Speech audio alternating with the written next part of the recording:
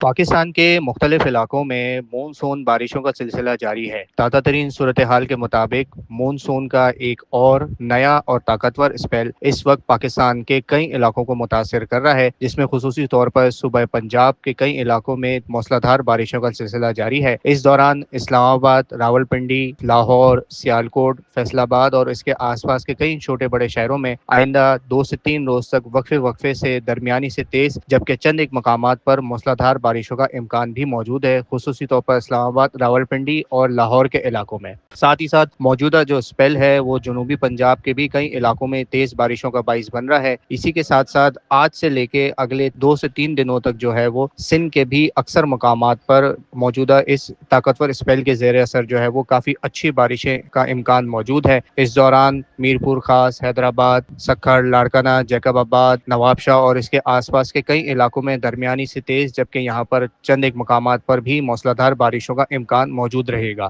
کراچی میں بھی آنے والے اس اسپیل کے دوران جو ہے وہ 17 تاریخ سے لے کے 19 تاریخ تک وقفے سے درمیانی بارشوں کا سلسلہ جاری رہے گا، جبکہ یہاں پر چند ایک مقامات پر تھوڑی سی تیز بارش کے اسپیل بھی دیکھنے میں آ سکتے ہیں۔ بارشوں کا زیادہ زور جو ہے وہ شہر کراچی میں 17 تاریخ کی لیٹ نائٹ سے لے کے تقریباً 18 تاریخ کی لیٹ نائٹ تک دیکھنے میں آئے گا۔ اس دوران شہر کے اکثر علاقوں میں درمیانی درجے کی بارشیں ممکن ہیں، جبکہ کئی مقامات پر مختصر وقت کے لیے تیز بارش کا اسپیل بھی دیکھا جا سکتا ہے۔